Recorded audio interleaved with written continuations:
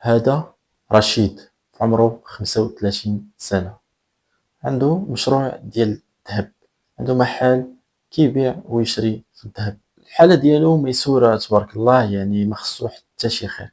واحد النهار غادي يتعرض لأكبر عملية نصب في التاريخ ديالو.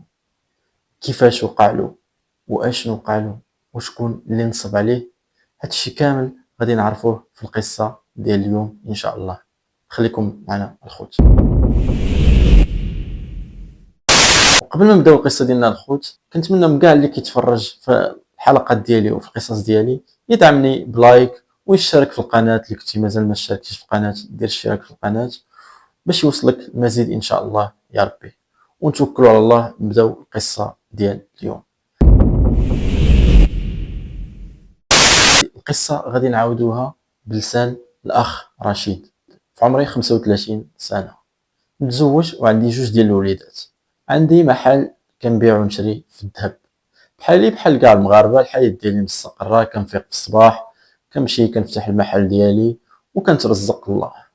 الحياه ديالي بسيطه بحالي بحال كاع المغاربه. واحد النهار كيجيو عندي ثلاثه ديال الناس للمحل ديالي، باينين غير من الهيئه ديالهم انهم من الباديه. وكان داك الوقت كان شهر 6 على ما كنعقل، شهر 6 شهر 7، يعني البدايه ديال الاعراس والبدايه ديال المناسبات. وجاو لعندي: السلام عليكم السلام عليكم، ولدي راه عندنا واحد المناسبه وعندنا واحد البنيته باغي نزوجوها، ودابا جينا وكنقلبوا نشريو لها الدهاز ديالها، الا كاين شي ذهب شي سناسل شي خواتم شي دبالج. راكم عارفين الخوت بحال كاع المغاربه، كاع اللي كيزوج شي بنت راه كيدير نفس الطقوس نفس المسائل. قلت لهم مرحبا. المهم الخوت بقيت كنجبد ليهم في المسائل، قالوا لي بغينا الدبالج. بقيت كنجبد في الدبالج وكنوريهم، جبت تقريبا شي 7 ولا 8 ديال الدبالج.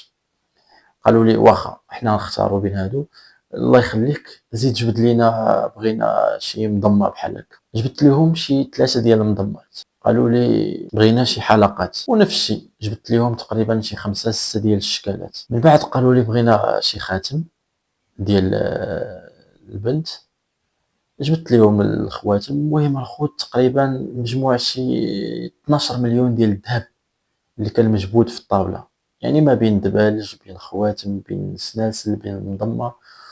قالوا لي غادي نختاروا، غادي نصوروا ونصيفطوا للبنت، واللي عجبها راه غادي نقولوا لك هادو عجبنا، واللي ما عجبناش غادي ترجعوا بحالك. وداكشي اللي كان كيبانوا ناس اللي جديين، يعني ماشي ديال المزاح. في الاخر الخوت تفاهمنا على 8 ديال المليون.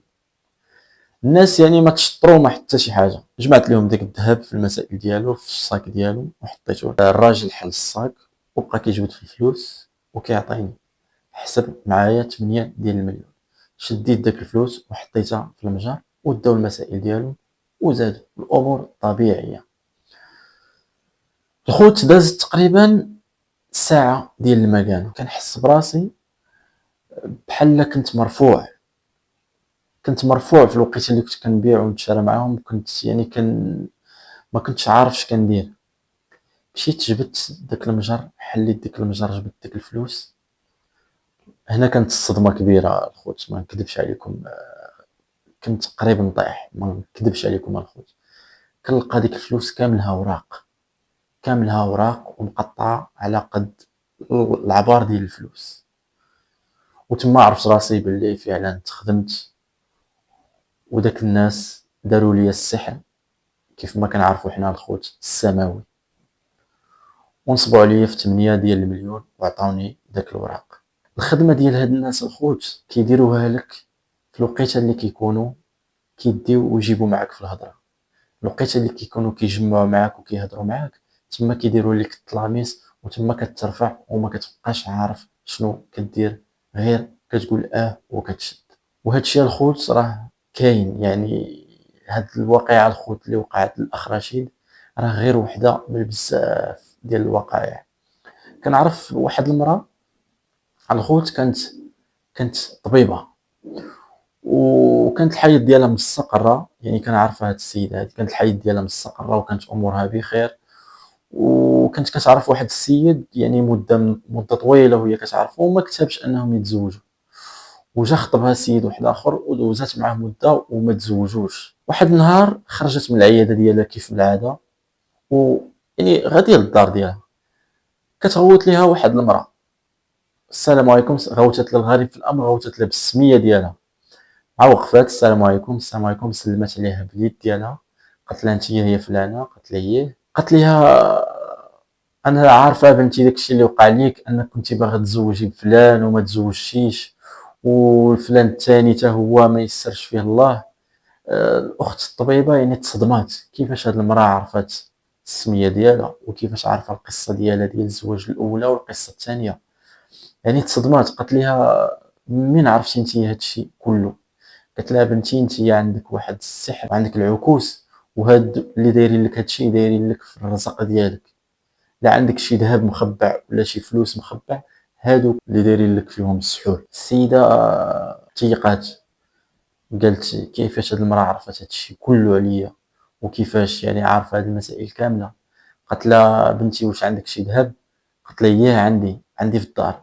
السيده دارت ليها الطلامس، قالت لها انا نمشي معك بنتي وهبطي لي داك الذهب وديك الفلوس اللي عندك، وغادي نقرا عليهم، وباذن الله ديك السحور غادي يتفك. يعني الاخت ما حستش براسها حتى وصلت للدار وطلعت وجابت داك الذهب وداك الفلوس اللي عندها وهبطاتهم لديك السيده. يعني تاقت، قالت يعني انا معاها، يعني السيده تقرا لي على هذيك المسائل. والرجال يعني قالت مهما عرفت هادشي كامل، اذا السيده ممكن تكون كدير هاد الشيء هذا، ممكن كتفك السحر ولا شي حاجه، العلم لله.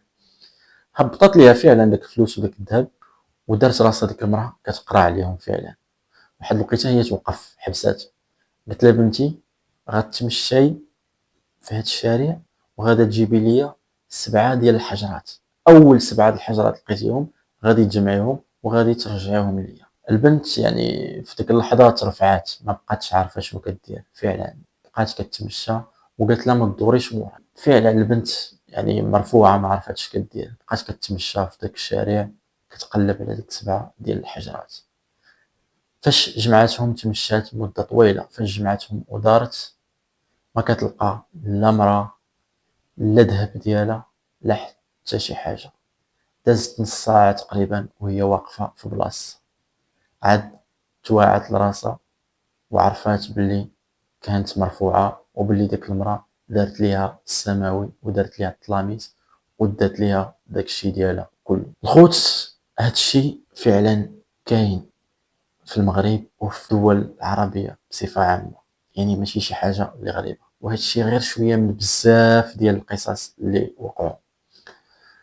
طريقه الخوت كيفاش كيديروا هاد الناس وكيفاش كيخليو الانسان انه مرفوع وكيعطي كاع داكشي اللي عنده بلا ما كيحس، هو تيكونوا كاتبين شي طلاميس شي تعاويذ في اليد ديالهم.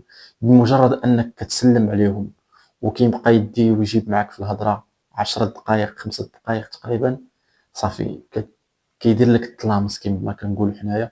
ما كتبقاش عارف راسك اش كدير، ما كتبقى عارف حتى شي حاجه، يعني كتبقى تقول غير وكاع اللي كيطلبها منك كتجيبها له.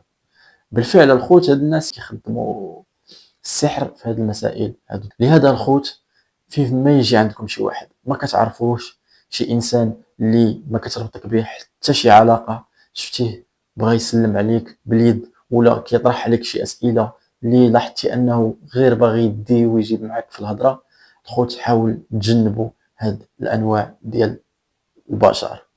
والانسان يعني يحسن راسو الخوت كل نهار، صلي الاوقات ديالك في الوقت، وقل الاذكار اليوميه ديالك في الوقت ديالها، وخليك ديما على وضوء، وما عمر شي حاجه ما غادا تقيسك، وغتكون ديما في حفظ الله. والخوت وما نستهزئوش بهذا الشيء، لان هذا الشيء فعلا كاين الخوت. واللي جينا نجبدوا القصص اللي وقعوا في هذا السماوي راه ملايين القصص الخوت. وكنتمنى من الله يحفظنا ويحفظ والداتنا ويحفظ المسلمين اجمعين الخوت. وصلنا لنهاية القصة ديال اليوم الخوت. الى عجبتكم القصة ديروا لايك وبارطاجيوها مع الاصدقاء ديالكم، واللي مازال ما اشترك في القناة اشترك في القناة ودعمونا باش توصلوا بالمزيد ان شاء الله يا ربي. والسلام عليكم، نشوفكم في حلقة جديدة ان شاء الله يا ربي.